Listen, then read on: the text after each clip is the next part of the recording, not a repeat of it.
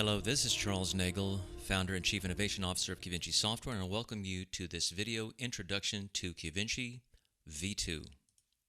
V2 is an Excel-like authoring solution. It utilizes Qvinci's patented report automation. It provides over 70 gap-compliant templates which are ready to use or modify and contains 5 pre-styled report packages which work for virtually any company's needs. Qvinci V2 adds business intelligence charts and graphs to Qvinci, and it goes live on August 15th, 2019. Today's topics are Qvinci V2 examples, libraries and tabs, navigation, pinning reports and packages to clients, a new feature, editing and saving Qvinci gallery reports, selecting files and running reports, and changing reporting periods on the fly and downloading those packages. V2 offers the ability to create customized KPIs and business intelligence using conditional formatting, creating easy-to-understand views such as this. Some of V2's examples include income versus net income trended year over year, top 10 expenses in descending order year over year with charts, and a forecast solution that takes the last 2 years and projects forward where a client or an end user might end if they keep doing what they've been doing. Using Qvinci's patented account mapping and consolidation capabilities, you can build a report like this where you blend P&L and balance sheet data together and provide peer benchmarking of entities of the same type. And of course, V2 provides standardized reports. We provide at Qvinci 70 gap-compliant reports styled like this that you can customize at will. Select the periods that you want, the reports that you want, stack them up the way that you want, put them into a package, select the file or files you want to report on, and click Download. And you'll get a package that looks just like this. V2 provides a fast way to change between companies. Select the company in the top left-hand corner. The list of companies will come up, and on the right side, click the blue button to change companies. The Reports and Libraries tab has been redesigned in V2 and it provides an improved user interface. This is where you manage the reports that are available to you, and it introduces a new concept called pinning, which will be discussed later in the video. Click the green Create button in the top right corner to create a new package, report, or document. Click the Qvinci Gallery to gain access to the 70 gap-compliant business intelligence and reports that are available for you to use out of the box. You may also customize these reports per your specifications. The Shared With Me tab contains all the reports and packages that another user may have shared with you. And the Mine tab contains all the reports that you have either created or copied down from the Qvinci Gallery.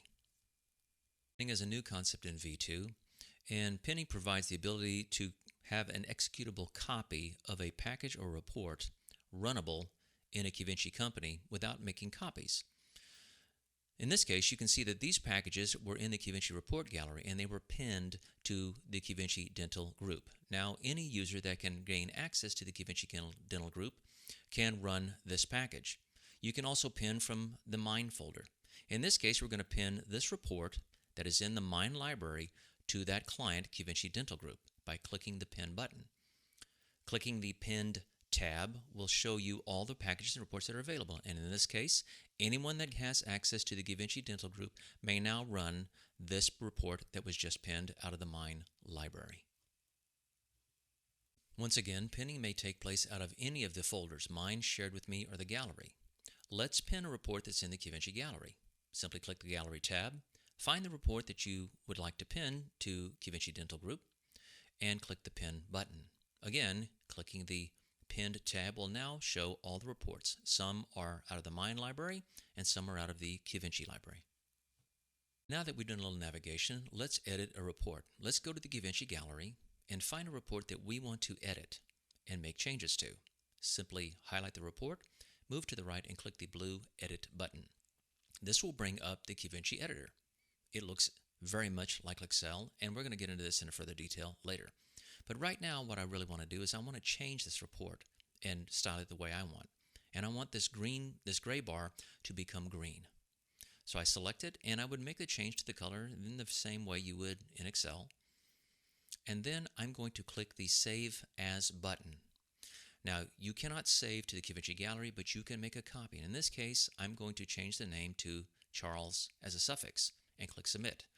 This report now exists in the Mine library for me. If I want to make other changes, I'm working on the report that I just saved, and simply make modifications and click the green Save button here.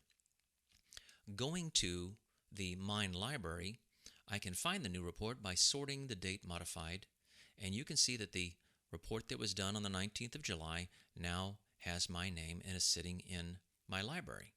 It's a very easy way to make copies of reports that are already GAP compliant for your own personal use. Now that we have created a report, we want to make some modifications. The navigations in the top left-hand corner let us do that.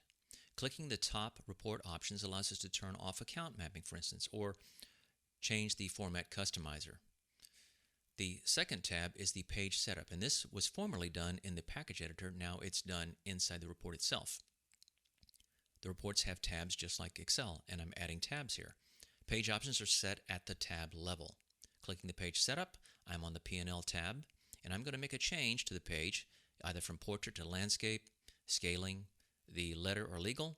I would change the margins. I can also add custom headers and footers in a similar fashion that you would have done in Excel. And then there's the sheet function down below where you can do even further customization. You will make these changes to each tab, changing the sheet to sheet 1, sheet 3, and click submit. The column chooser is where you modify the Qvinci customized columns. In this case, we have one that does the P&L by month for this month. If I want to change that frequency or that period or that column, I click the column chooser, and here's where I select the type of data that I want to be hydrated in that column by month, by quarter, by year. Give me 3 months ago, 2 months ago as an example, or do an offset, maybe last 12 months ago. And we're introducing a new concept called lookups, and Qvinci uses as-of-date lookups. The account chooser is similar to the column chooser, but it works on the account level. You click the account that you want to modify, and it will allow you to sort it in ascending and descending order, collapse headers and footers, those sorts of things. And you'll do that at the account level. Qvinci has the ability to build charts and graphs, and we won't get deep into charts and graphs, but it's very similar to Excel. And you will pick the insert chart and select the data that you want, and the chooser for the chart builder is very similar to Excel. You can do save as, preview, and export the report to Excel for the entities that are selected at this time. In addition, Qvinci supports most of the functions that you find in Excel. Clicking the function button, you'll see the functions that can be used on a cell or a range of cells, including the logical ones and the lookup ones such as index, lookup, and match. In addition to functions, you can name cells to be used in formulas. You can style, make changes to colors, text sizes, alignments, wrap text, merge cells, and importantly, change the formatting of cells in a very Excel-like interface. If you click the custom pull down, you'll have all the percentages, fractions, numbers, types of things you would have done. In addition, Qvinci can do conditional formatting. You can create a custom column and do conditional formatting exactly the way you would have done in Excel. As you can see, I'm going to create a rule here that is going to do some up-down arrows based on the results of the data in that cell. In addition, the formatting tool on the right side allows you to change a number of rows or column height and width, default width, hide rows. You can also do things like hiding rows by selecting the rows on the left-hand side and right-clicking the rows. Here you can also hide, unhide, clear contents, delete, insert functions, and that sort of thing. Qvinci is a very, very Excel-like interface. If you're comfortable in Excel, you're right at home in Qvinci, but it has the power of Qvinci's patents to pull data, map data, and consolidate data. Well, now that we have reports styled the way that we want, we need to run them across some entities. So let's select some entities to work on. I click the Pen tab to find the report that I'm interested in. That's the one I want. So you click Filter Entities at the top, and this is where you select the 1 to N QuickBooks files as an example that you want to run a report on. If you select many of them, you'll get consolidation. In this case, I'm going to select one file, AAGL. It's a client of mine. I could select several clients, or if I'm a franchise, select several franchisees. I then navigate to the report and I click the Preview button. Qvinci gives me the report for the current period because all reports in Qvinci run on the current period unless an as-of date is passed to it. And while July 19 over July 2018 is good, Oftentimes I want to run reports on different date ranges. Well, all reports will use the as of lookup that we discussed earlier. You'll see this by editing the report. You'll see that there's an as of date lookup in the report itself, and all Qvinci gap compliant reports that we provide to you are looking for an as of date. If there is no date defined, it defaults to the current date.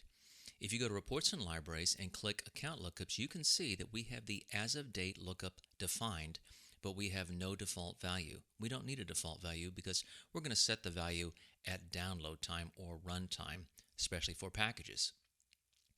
If I want to do that, I simply go find a package that I want to run, and I click Preview.